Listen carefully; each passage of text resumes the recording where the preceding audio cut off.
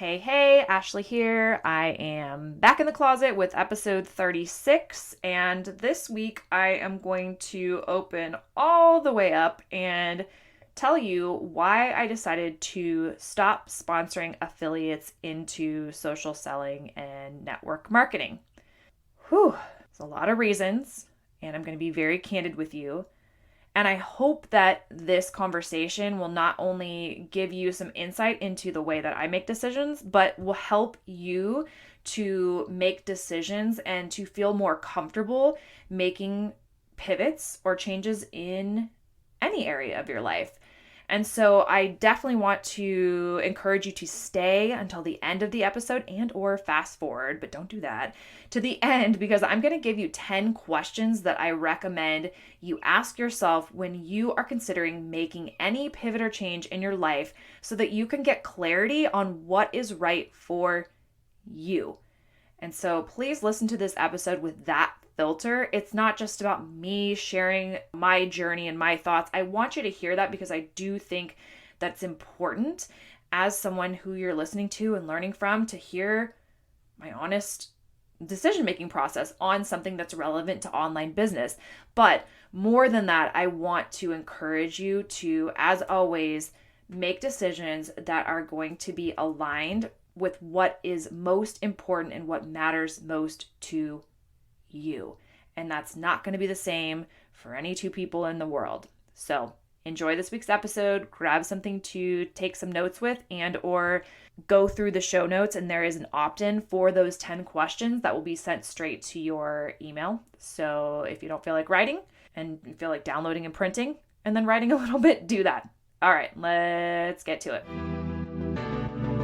Hey mama, I'm Ashley, and this is the Maverick Mompreneur podcast, where you're free and encouraged to own your desire to create and scale an impactful, discoverable online brand and business in the midst of motherhood. A business that's aligned with your mission, lifestyle desires, personality, and zone of genius without wasting your time on the hustle and grind hamster wheel that is social media. Can I get an amen? Sis, you are a maverick, an original, willing to stand out in your authenticity, defy expectations, and do life and business outside the box. In our world, if it's not aligned with who we are, it's a hard pass or a brave pivot. So if you're here for the powerful identity shift and transformation from boss babe or boss mom to aligned CEO, building a one-of-a-kind, influential, hustle-free online business that will produce long-term impact and multiple streams of income through SEO, affiliate marketing, and courses while building yourself in the process, well, pop in those AirPods, grab that cup of coffee or glass of wine, and let's get growing.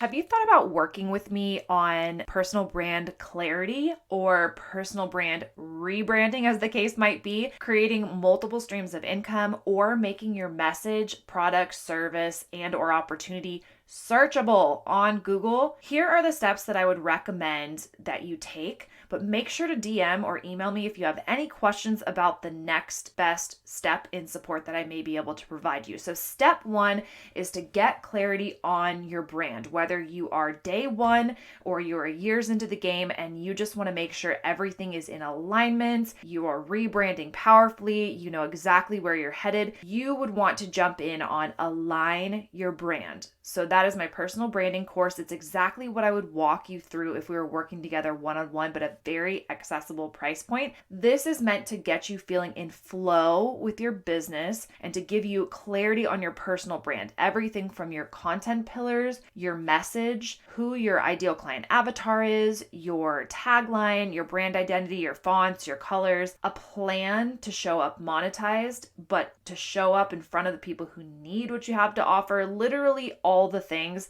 And it's all based around you and your unique personality, your unique style, and what is going to feel aligned so that you are excited and lit up about building your brand and business. Step two is going to be to start an optimized website or blog for your brand. I have a lot of people ask, should I start a blog first? Should I start a podcast first? Start with your website because you can add everything onto that hub. You want to start building your email list, you can start doing that there. You want to drive traffic from Pinterest over to your website and your products and your affiliate links. Start with your website. You can later add a podcast. You can promote your podcast via SEO on your website. Start with a website. And so you're going to want to jump into EVERGREEN Your Brand, which is how to set up a standout blog and website quickly, the simple way.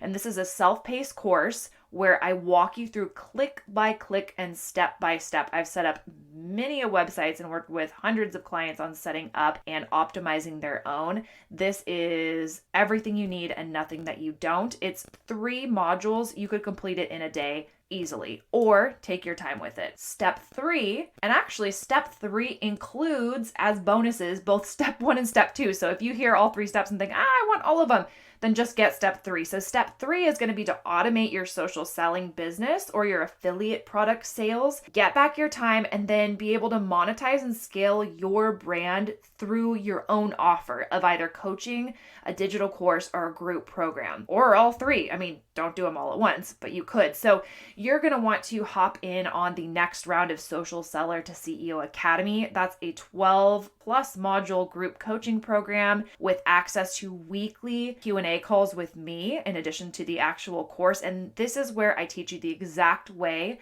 that I've generated over $100,000 in brand revenue yearly through coaching and courses, in addition, and that's in the first 2 years of business, in addition to passive affiliate income. So if you're interested in snagging a spot, you definitely will want to be on the wait list. There is a separate website for Social Seller to CEO. You can find all of the above under courses on elevatedwithashley.com/courses, or go to elevatedwithashley.com. You can go to the top and there's a drop down tab. It will say courses or coaching. And then for Social Seller to CEO, there's a separate menu tab on elevatedwithashley.com. Or you can go to socialsellertoceoacademy.com and hop on the wait list for that so that you are the first to know about exclusive bonuses and when we open up for enrollment. Hint, hint, that's actually coming up pretty soon. And then, of course, if courses and programs aren't your thing, and I know they aren't everyone's, I do have one-on-one coaching and mentorship options as well as spaces allow. And so it depends. So just send me an email to either hello@elevatedwithashley.com, or you can DM me, Ashley R. Latimer, on Instagram, and just let me know that you're interested in more information on one-on-one coaching, and we can talk about what those options may be for you, if there's availability. In one-on-one coaching, we can talk about and work on all the things. It's completely individualized. And so for some people, that's going to be the best way to be supported and mentored along your journey of entrepreneurship. Okay, I think that's all. Let's get into this week's episode. Happy Tuesday, chatting with the Mavericks. I hope that this conversation that we're going to have today will serve you in helping you to feel more comfortable in making a pivot in any area of your life. I know from the introduction and the title, you may think, oh, well, that's not relevant to me because I was never involved in network marketing, or I never built a team in network marketing, never had to make that type of decision. But I hope that I can frame it, or that you can look at it through the framework of making a pivot when something is not in alignment in your life anymore, whether that's a good thing, whether that's a negative thing, but knowing when to make a pivot and not allowing yourself to stay somewhere or do something that feels out of alignment for too long because you're afraid of other people's opinions, you're nervous about stepping out on your own, or whatever it may be. I hope this translates from business to life, as it does almost every time, right?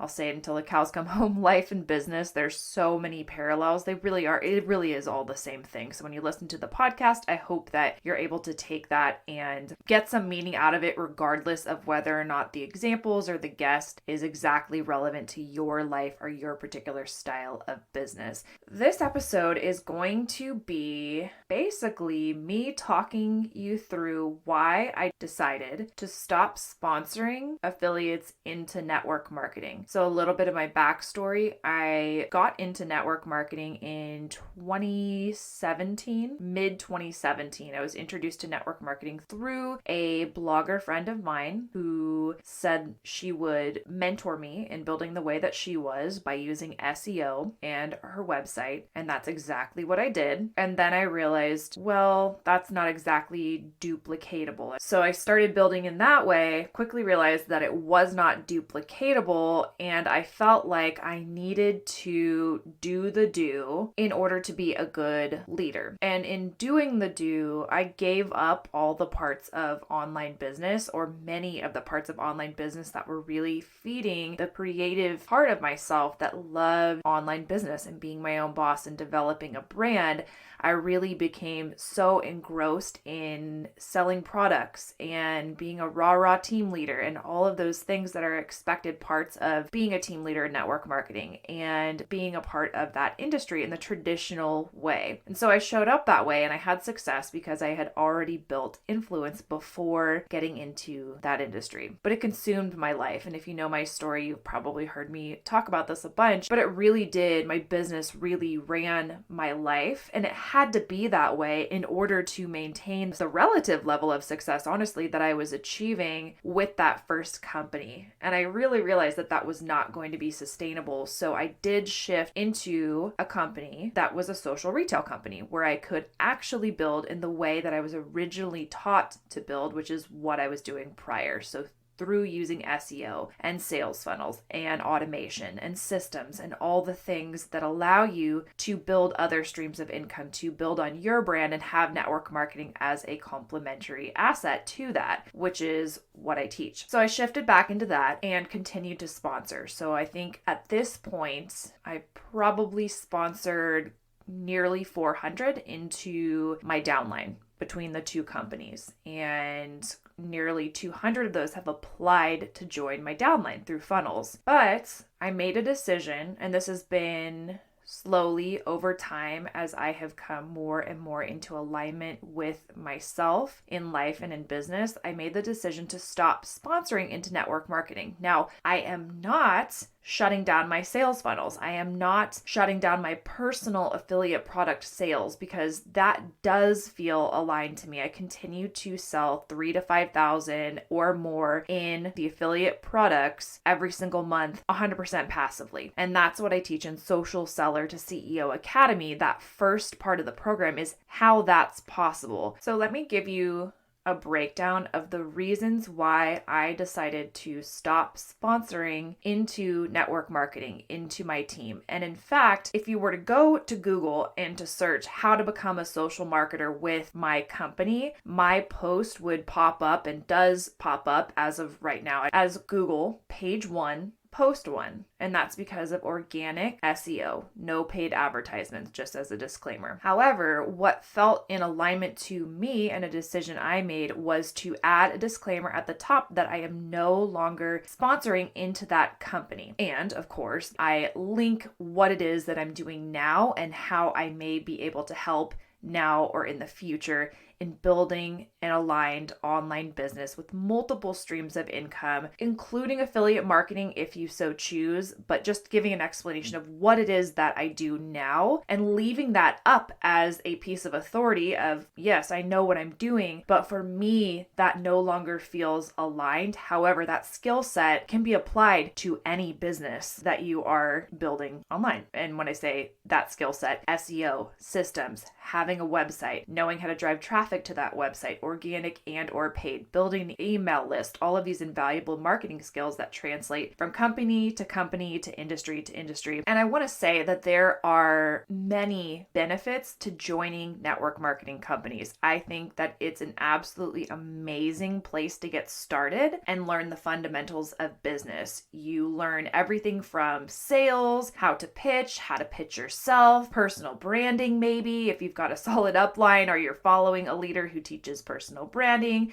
You learn personalities, how to handle rejection, perseverance, and I would say most importantly, personal development and how to incorporate that into your life. So I will never say, oh no, don't join a network marketing company, because there is so much benefit. However, here is the definition of an entrepreneur. Ready? One who organizes, manages, and assumes the risk of a business or enterprise. Again, definition of entrepreneur: one who organizes, manages, and assumes the risks of a business or enterprise. When you join a network marketing company, that is not you becoming an entrepreneur, and it's not your business. And I got that a little bit twisted. But when rubber hit the road and my circumstances changed, I realized what exactly I needed to do was to truly become an entrepreneur and be able to take control, organize, manage, and assume the risks and the profits of a business that I actually own.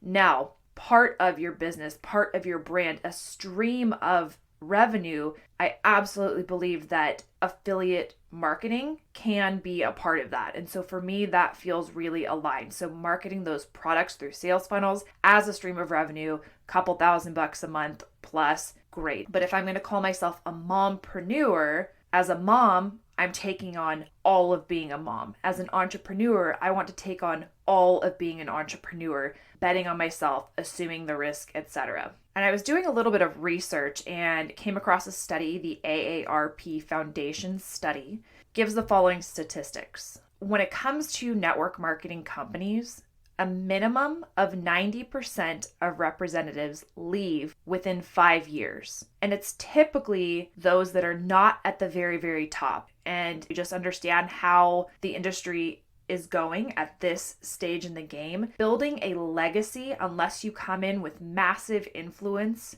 in some area, particularly massive influence within the industry, like talking 10, 20 years, you're not building the legacy that's promised if you work hard. And the statistics show 90% of representatives leave within 5 years. And I don't believe that's because of the type of people who get into the industry. I believe that there are many, and I see many capable women go back to building with another company and another company and another company versus taking that time, taking those 5 years, betting on themselves and building their own business, making that shift from low ticket to high ticket and really selling yourself and your own products. That is not for the faint of heart. And we had a discussion with Krista over the last 2 episodes, Mindset Coach Krista, on money mindset. And we talked about how a lot of that goes back to worthiness. Who am I to create my own courses? Who am I to create my own offers? Could I even do that? And we stick with what we're comfortable with. But going back to the study, by year 10, only those at or near the top have not dropped out, making it safe to say that at least 95% of network marketers have dropped out. Whereas, and this is where it's important, only 64% of small businesses fail in 10 years. So those statistics show that you actually have a 30% better chance of success with having your own business. Maybe when you launch, if you don't have influence, you're not going to have the fast success that you might when you launch with a low ticket product that can serve most people in your audience that's not a target audience, right? But that's not the long-term play. What is the long-term play is building your own small business and being in control of your cash flow. And this is taking a little bit of a different turn than I anticipated. I have my notes outlined here, but I also told myself that I was just going to see what came out. I've never put this into words before, how I feel about this topic, and I am passionate about it, and I want to always honor everyone's decisions. There's no wrong or right way to build a business. There's no wrong or right company to be with or industry to be a part of or not be a part of. It really is just up to you. But I know that I was not hearing many, if at all, voices speaking to the things that I want to speak to my audience about, that I do speak to my clients about, and that I'm speaking about on this podcast. And it does make me a little bit nervous because I don't want to offend anyone. I don't want anyone to think that I'm poo-pooing on what they're doing. But for someone, I know this is speaking to someone because these are the things that I needed to hear from someone who was relatively successful in the industry and who had influence, who did sponsor hundreds of people into their downline, and still the most that I ever made in a year in social selling with leading a team in the way that would typically be expected of a leader in network marketing and doing all of the things. The most that I ever made was about 45,000 from that stream of revenue. So in a year, 45,000, but I was working my butt off. I was doing all the things. And that's what I was making. Whereas when I shifted from social seller to CEO of my own business, I more than doubled that within 1 year because I could control the pricing of my offers, how much I worked, the way that I worked, the way that I was marketing, building a target audience, all of these things. And it felt so aligned. That's when magic happens. And so for some people, maybe that is within a social selling company, a network marketing company. But if it's not, and you feel out of alignment, you may have heard the phrasing, don't let your loyalty lead you to poverty. And usually we hear that about loyalty between companies. So staying with a company for far too long, even when they're in decline, even when you're not making money, because you're loyal to your team, you're loyal to your company. But I would argue that this can also and should also be considered about the way that you want to build a business in general and what you go through when you decide to step away from leadership or from network marketing or from a company, and particularly stepping away from network marketing as it's traditionally done, maybe even altogether. So don't let your loyalty to what you've been doing lead you to poverty, and not just financial poverty, because I am not saying $45,000 is by any means poverty, but some people aren't even making that and they're working just as hard as I was. And again, you could spend the time to build influence, which would help when it comes to sales, when it comes to sponsoring, because people join and buy from people who they know, like, and trust, and who have high perceived value level or PVL in the marketplace. If you don't have that, you can build that. But over those 1, 2, 3, 4, 5, 10 years, is the payoff worth? Think about it as a return on investment. You're spending all of this time building influence, creating content, doing all of the things. And if you look at your compensation plan, will that equate to financial payoff for the amount of time you're spending? Versus if you could spend some time in setting up sales funnels and selling affiliate products at, yes, a higher commission percentage, because typically the percent commission on products for network marketing companies is higher than, say, Amazon or reward style. Typically it is. And that's one thing that I absolutely love. But when it comes to downline residual income, unless you have a massive team that you want to continue to pour a lot of your energy into, it's very hard to make that rationalization of the time spent versus the income you're making. And like I said in the introduction, the teams that I have led within the industry are absolutely amazing. The women are amazing. They're the best of the best. I love them to death. But does that loyalty mean that I am going to tie myself to leading in a way that no longer felt and feels aligned to me?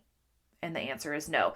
So let me go into a little bit more of a structure of some of the reasons, because this kind of gives me a good little dovetail into one of the reasons. So we'll say this is the first. And I'm not sure even how to title this category, and maybe it will come to me as I talk about it aloud. But over the past few years, as I've made the transition into online business coaching, which is what I do now full time, I attracted women because of what I was talking about: personal branding, building multiple streams of income, building a brand based around you, attraction marketing. I attracted women who did want to do that thing and have done it. They're doing it, or they've done just that. They have built brands. They have branched out. Many of them have branched out and are creating massive success in other industries as influencers, in particular as coaches, or they are sticking with network marketing, and that's totally fine. So for those who I attracted who wanted to learn from me, who took advantage of me offering free programs to people in my downline and things like that, they took advantage of that and they actually enacted it, and they have thriving businesses. And that is something that I'm so proud of, and that does feel really aligned. And it's exactly what I wanted. I wanted to build leaders. I wanted to build influencers. But what that did was absolutely impact my bottom line for that revenue stream. But it's what I wanted. I knew I was making the transition to online business coaching, where I can now help women, as many women as I possibly can in any company or any industry now, including the company I'm partnered with, not just people for whom the products of my particular company align. And I'm so thankful during the time of transition as I was going through divorce and went from making some income, but certainly not supporting my whole entire life and lifestyle. As I made that transition, my team carried me, and particularly the whole team emotionally, and just having that support and that tribe, but particularly my heavy hitting top producers who stepped up and promoted. And because of the loyal audiences that they have, the warm audiences that they have, they crushed it in sales. And therefore I did receive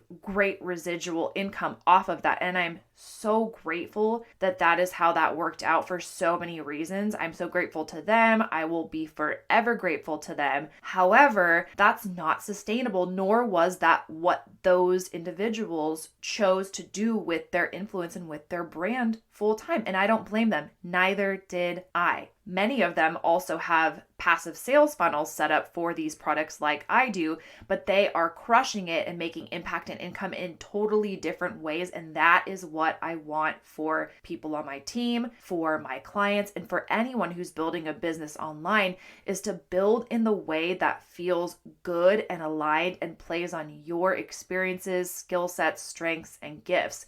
This is exactly what I teach my clients. And so to see that happen, even when it impacts your bottom line, is just like a life affirming type of thing, a life and business affirming type of thing, that yes, I'm on the right path, because I see that there are women who I attract into my world who I can inspire by doing things the way that feels aligned to me, to do things the way that feels aligned to them, and therefore have a thriving business. It's so good. And I know that that can come with disappointing other people. I know that that can come with people not understanding the change, the pivot. But here's one thing that you have to know. When you make a change or a pivot, you don't owe anyone an explanation. Now, if there are people who you are close with who ask for an explanation, and who truly care, not just out of a sense of gossip or entitlement or anything else, and you choose to explain your story, why you've pivoted, all the things, whether that be in life or business, that is up to you. I'm not saying that that's a bad idea, but I think sometimes we think, and I know I definitely have felt like this in other areas of life in the past, but the person that I am now does not require the validation of someone else's opinion on a decision that I'm making for myself and my daughter and my life. And I know that can be a little bit harsh, and people may have opinions about ways to go about things differently or in their perception better. But for me, and the time period in which I decided that I was not going to be building within network marketing when it came to a team, this is exactly why I'm doing this podcast, to really talk you through my thought process, but not out of a sense of needing to explain this to anyone, but hopefully out of a sense of helping you to navigate pivots in your life and encourage you to make them, giving it thorough thought, listening to your instincts, but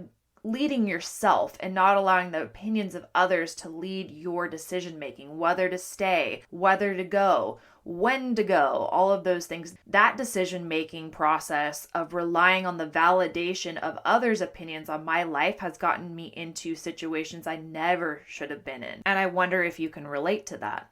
I think most people can, unless you were somehow born and or raised with a really, really strong sense of self and agency and all of those things that I have learned definitely later in life, but are invaluable. Let me jump back into alignment. I am dovetailing and bird walking, and why are all those things related to birds? Anyway, all over my notes, but there is one section that I have and I wrote alignment. And so I want to explain to you, for me, why building a team and leading a team in the traditional way that's expected no longer felt aligned. because I teach building a business in a way that's aligned for you and you alone. And there's so many ways to do it. You see it all the time. There are so many people who are crushing it online and they don't all have the same business model. Absolutely not. And I also teach to pivot when it's no longer in alignment, even if that doesn't make sense to anyone but you. So number one, I have to practice what I preach. When I started building in network marketing, and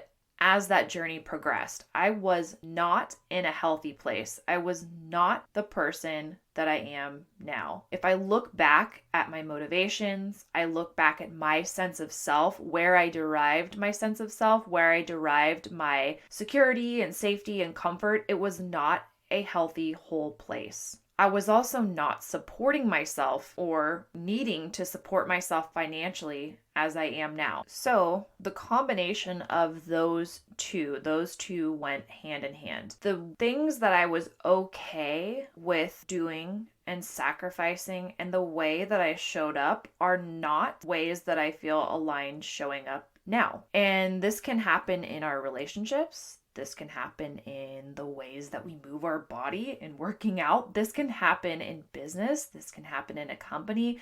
This can happen in your brand, all kinds of ways. But when you build something, especially in an emotional and mentally unhealthy place, and then you become more whole, much more healthy, things are going to feel off. And sometimes you can grow with that and grow through it, but sometimes you grow out of things and out of alignment with things. Not that they are even bad, but they're not for you anymore. They aren't you anymore. Also, when I wasn't supporting myself, and I know for a lot of you mamas, your income may not be the sole income. Even if you could provide for your entire family, it's not the end all be all. So if you lost half of your income through that source, you wouldn't be destitute. Your family wouldn't be destitute. You could still maintain your lifestyle relatively. And for some of you, you are single moms. You may understand exactly what I'm talking about. You go through a divorce, you go through a change,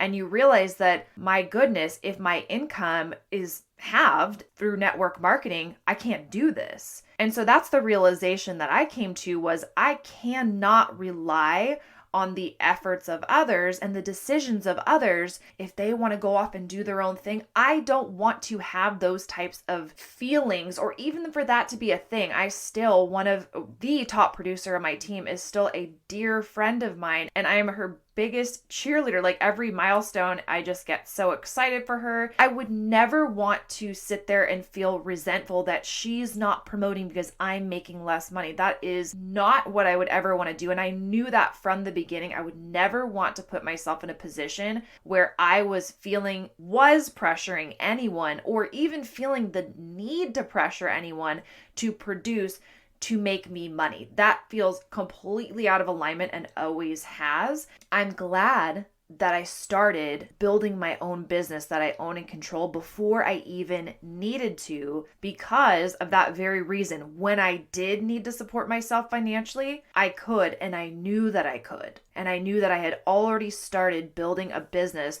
that could and will sustain me for the long term without having to worry about the efforts of other people, changes in a comp plan by a company, whatever it might be. Okay, so I hope those two make sense. And even if they don't, I just want to give you those because I know there's going to be something that speaks to different people within my thought process, and you're not going to relate to all of this, but I hope there's something that sticks out to you, and I would love to know. Please let me know. You can DM me, Ashley R. Latimer, on Instagram, or you can shoot me an email, of course, hello@elevatedwithashley.com. And I think I've said this before, but no matter how much you're making in network marketing, it is not your business. And for me, I really wanted, and I'm so glad that I do own and control my own business. We have a finite amount of energy and time, and I know that I'm not able to support women in network marketing on my team in the way that I know that they would need to be successful. That would make sense for my time. Yes, could I mentor each and every person who I sponsored into my team, not knowing whether or not they would apply it, to do the things that I know they need to be successful? Number one, taking the time to build influence with the target audience. I could do that, but A, it's not duplicatable, and B, it would literally make no sense for me time versus income wise. And I do support myself solely. And I want to teach women how to use SEO, how to build systems for automation and communication, how to build courses and programs to create income, which can also include selling products. But I want to be able to teach women in lots of different industries. That could be women who are also in network marketing, but the women who I work with really are interested in incorporating that as a stream of what they're doing and or automating that so that they can free up their time. And for some of them, they want to free up their time to spend more time with family. For others who maybe don't even have a family at this point, they want to free up their time so that they can build other prongs to their brand, maybe start a podcast. They want to get into blogging. They want to do things to build a long-term searchable brand and diversify the way that they're making income online and really become that CEO that they are meant to be. The women that I work with are willing, maybe sometimes some need encouragement more than others to start this belief, but they are willing to bet on themselves and their calling over any company or product line, no matter what. They are open to believing in themselves and what they're here to do. And they know that it's going to take time and it's going to take possibly learning new skill sets, but they also know that the time is going to pass anyway. And when we look back at those statistics, wherein 90% of representatives in network marketing companies have left within 5 years, whereas only 64% of small businesses fail in 10 years. So they understand that part of their small business can be a stream of revenue through affiliate product sales. But that we have that finite amount of time and energy. And if you know, to lead in the way that's expected when someone joins a network marketing company, which is the majority join for that community to make an extra $0 to $500, I think is the statistic. So they're not trying to replace an income. They are not trying to create a massive long-term brand, but they are expecting a team element and leadership that requires a lot. And at a certain time, that did feel aligned to me. It no longer does because there's only one of me. And I know that what I'm meant to do is teach as many women as possible how to build online businesses and to really step fully into online business coaching.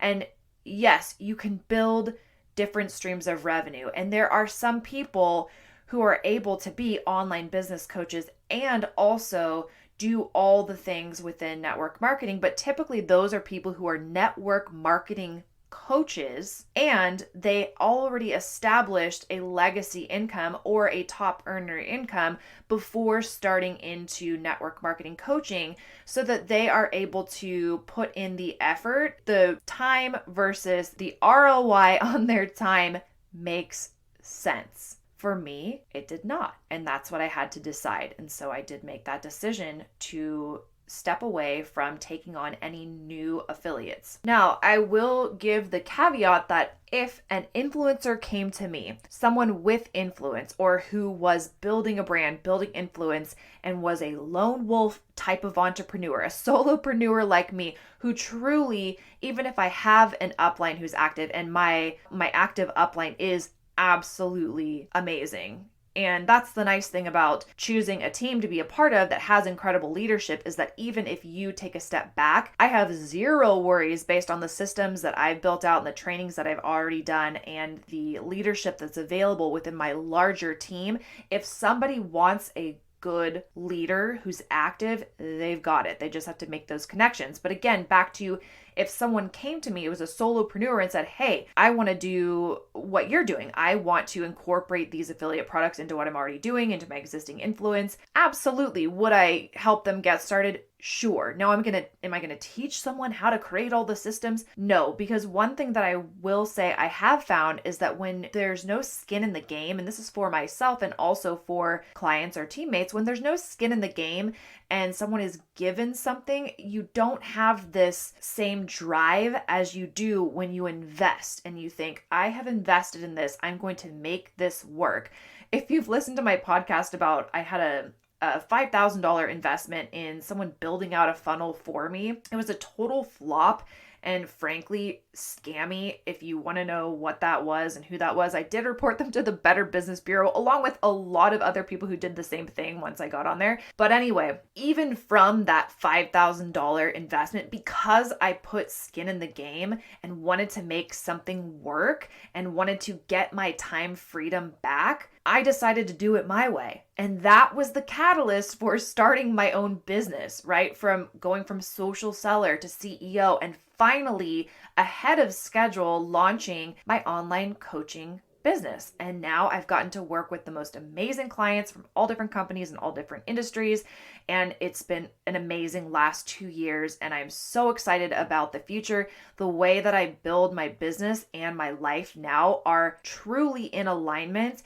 And anytime that I see a piece that doesn't feel in alignment, I make a tweak, even if it's scary, and it just keeps getting better. And I will keep preaching alignment and checking in with yourself and really evaluating if you are living, being, doing, working, etc. in a way that is truly you and that is truly capitalizing on the gifts you've been given, the personality that you have. Because if you are, then you are able to show up as your highest self and serve others at the highest capacity. And so it's not selfish to really look at and make changes, because the people who need you most, who you're meant to serve, who you're meant to love, are going to massively benefit from you being your most whole and healthy and happy that you possibly can. Another element of alignment is personality type. So just one example of this, introversion versus extroversion. And if you've heard the analogy of the coins, every day an extrovert wakes up and they get up out of bed. And if we think about gathering interactions as gathering coins, they are gathering a coin every time they have an interaction with someone. So they go to the coffee shop. Ooh, they get a coin from talking to that barista. They pump gas. They say hello to the person pumping gas next to them. They get a coin from having that interaction. They get onto a Zoom with a bunch of people from their network marketing company, a company training.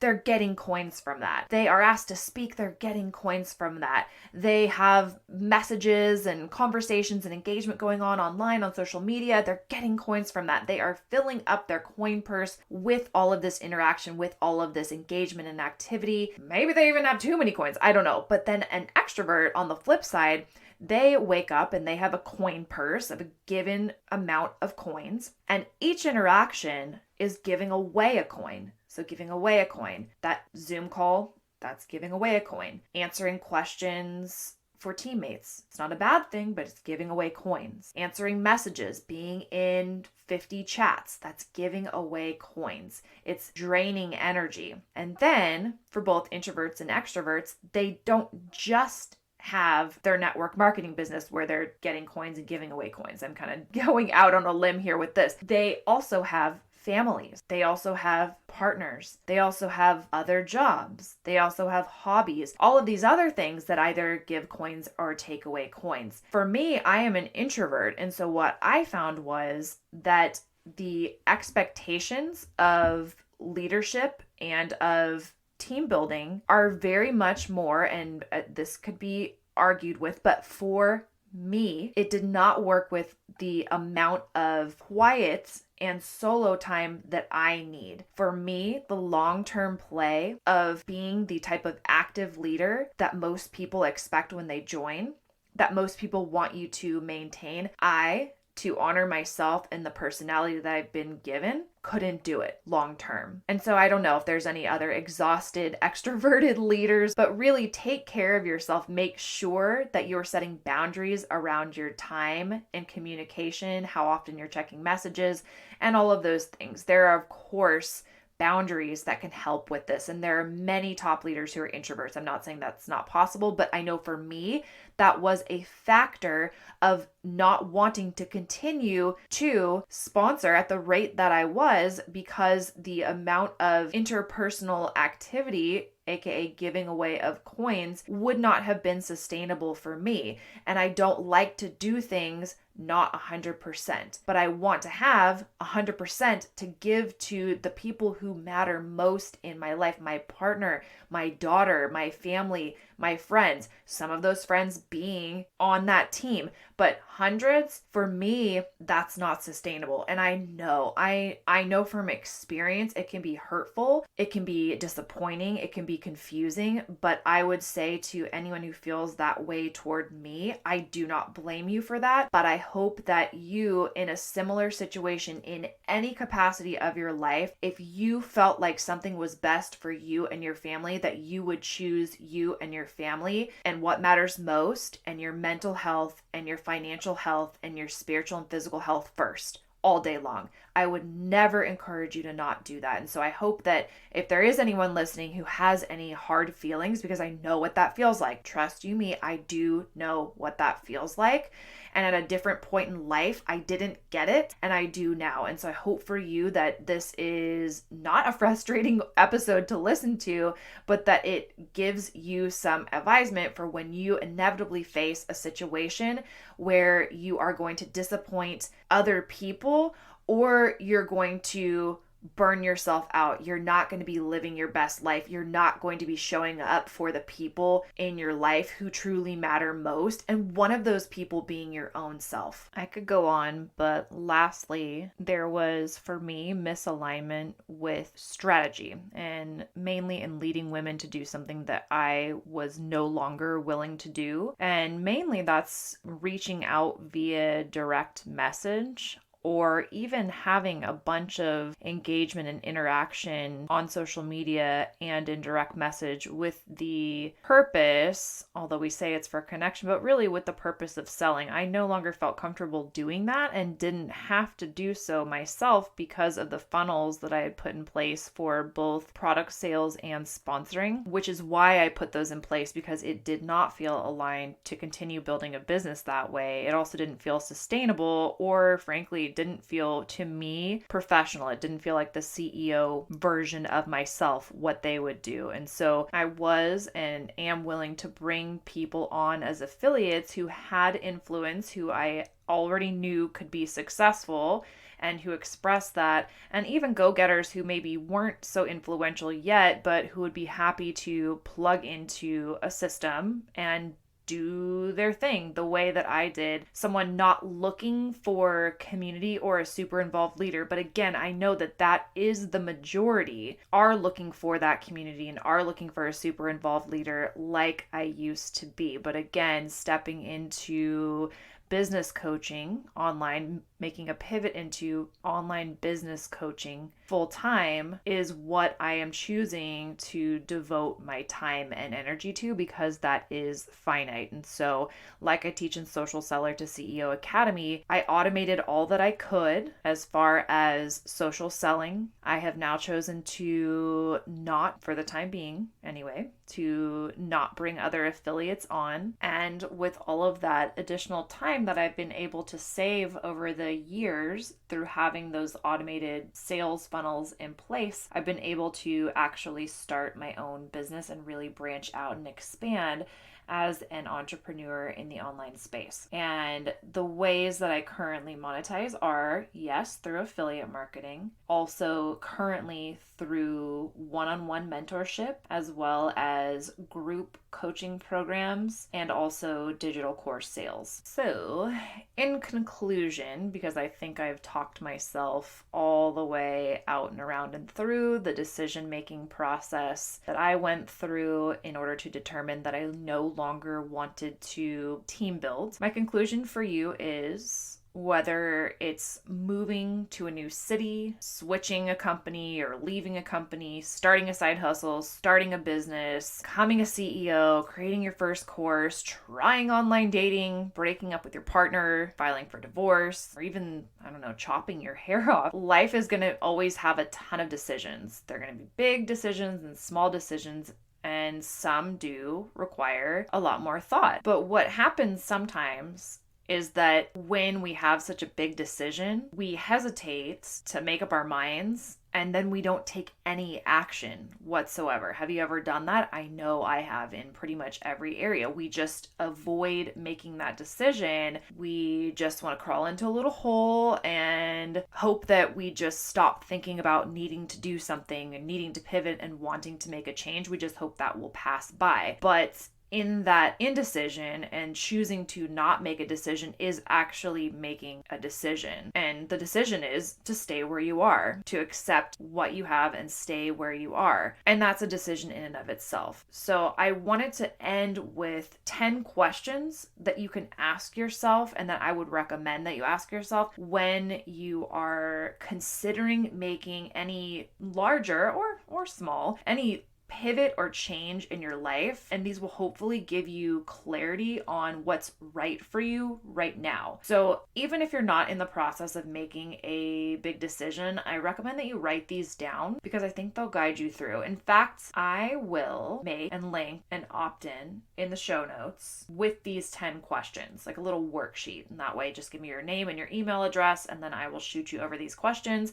So do that right now. You can download and print them, and or you can write these down or just write down your answers. So number 1, what do I want 5 years from now? How about 10 years? So what do I want my life to look and feel like in all areas? So financially, mentally, spiritually, in your relationships, in your business. I want you to future pace. What do you want in 5 years from now or 10 years from now? And take some time to write that out and really dive deep. And then ask yourself, with this pivot or change that you're trying to consider in mind, is this decision that I am contemplating making in line with my long-term goals? Or is indecision, which is actually the decision to stay where you are, is that in term with my long-term goals? And write out why or why not. The third question to ask yourself, when I think about it, when I think about making this decision, how does my body feel? And I know that sounds a little bit woo-woo, but I want you to imagine what could potentially happen from this decision and picture yourself in 6 months. So maybe, or a few weeks,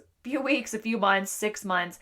How does it feel? How does your body respond to that? Do you feel excitement? Do you feel nervous? Do you feel nothing? Do you feel indifferent? So how do you feel? If it doesn't light you up and you can't imagine positivity, positive emotions coming from it, it might not be for you. A little nervousness and excitement, nervousness and even fear and excitement can feel the same in our bodies. So even if you feel that little bit of nervousness or excitement, that is something that it's lighting you up. You're thinking about being lit up, and that's not a bad thing. But if you're just kind of feeling blah, it's something to take note of. The fourth question to ask yourself would be, what are the risks of doing this thing, of making this change, of moving, of leaving the company, of starting that business, of putting yourself out there and doing online dating, or putting yourself out there and selling your first high ticket coaching offer or course, of starting a website? What are the risks of doing this? 5, what are the risks of not doing this? So if you don't move, if you don't break up with that partner, if you don't start a business, if you don't start a website, you don't start a podcast, you don't leave the company, you don't change the way that you're doing things, and you get locked into doing something that feels out of integrity, what are the risks of not making a decision to change? So those 2 are very important questions. 6, when it comes to this decision, is now the right time? And it may not be. Think about all of your life circumstances, what all you have going on, the commitments that you already have, the time constraints that you have or don't have, the life phase that you're in. Is now the right time? So if you're 8 months pregnant and you've got 4 kids under 5, maybe now is not the right time, or maybe it is, but think about it. Doesn't mean that because you put off the decision with the intent to make it and make changes and pivots later, doesn't mean that you're indecisive. It means that you are choosing to make that pivot at a later date. But on the flip side, or diving further, number 7, if not now, when? So give yourself a date. If now is not the time, when will be the right time? And you know what they say about, having children, you're never ready for children. Well, it's like that with a lot of things, really. And so you have to be honest with yourself. If not now, when? And if you really have no reason for now not being the right time, is it a question of being fearful or not feeling worthy of making that decision, or worrying about other people's opinions. I bet a lot of things are going to come up for you. 8, do I have any past experiences, and I'm betting that you do, past experiences that can tell me about how this might go? So I'm guessing that at some point in your life, you made a decision and you weren't sure of how it was going to go, and then it worked out. Or maybe it didn't work out in the way that you thought it would, but you learned a lesson. So think back on those past experiences about times when you've made decisions that seemed scary or seemed, counterintuitive, or that everyone else didn't understand. And how did those things go? What did you learn? How did you grow? What did you gain? And give yourself confidence that you've already flexed that pivoting muscle before and you can do it again. And you'll only grow from there. Worst case scenario, you will grow. 9, and this is a question that I use to evaluate all big decisions. If my child or best friend, or the person who means the most to you in life, if you don't have a child, if my child or best friend came to me with this situation, or I knew they were in it, how would I advise them? Or what would I want to say to them? So really think about that. If someone came to you and they said, hey, I've got this decision about switching companies or starting a business, making a pivot with how I'm building online, going out on this date, breaking up with a partner, filing for divorce, chopping my hair off, all those things I listed before, how would you advise them? So take your own fears and attachments and all of that out of it. And how would you advise someone that you care about immensely? And hopefully you can remember that you should care about yourself immensely too, and take your own advice. But try to detach yourself from everything and explain how you would advise someone else. And then lastly, number 10, if no one else's opinion mattered. If you could somehow, and this is almost impossible to do entirely, but if you could somehow just not even think about anyone else's opinion, aside from if you have, your square squad, if you've read Brene Brown, she talks about your square squad. There are some people you want to take other people's opinions into consideration, but not base your decision solely upon that, of course. But if no one else's opinion mattered and you could really just detach from that, what decision would you make? Especially opinions of those who don't matter. Those who matter don't mind, and those who mind don't matter. True. Your inner knowing has the answers already. You can always think through how you're going to tell others or what your talking points will be. It's kind of funny because as I'm recording this episode, this is the first time I've really talked about this out loud, because I really hadn't taken the time to synthesize the exact reasons why and put it all down into words. But you can think through how you'll tell others, but you do not need permission or validation to do what's right and best for you. End of story, period. Episode over. But really, I think that's probably all that I have for you for this episode. I hope that this was helpful. I hope it was interesting, inspiring, maybe all of the above. And I just wanted to say thank you as always for listening in and supporting the podcast and sharing. You are truly a wonderful community of Mavericks, and I'm happy to be able to connect with you each and every week. I will see you back next Tuesday. Thank you so much for listening to the podcast. My goal is to help as many women in business online as possible to build strong, powerful, aligned, and profitable personal brands. The best way to show you appreciate this content is to screenshot and share on your social media or share with your team. Actually, even better would be to also leave a review for the podcast on whichever platform you're listening on. If you are looking for any additional support, you can always reach me via email at hello@elevatedwithashley.com. You can DM me on Instagram at Ashley R. Latimer, or join us in the free Elevate Academy for brand building, maverick marketers, and mompreneurs Facebook community. Can't wait to chat with you next week.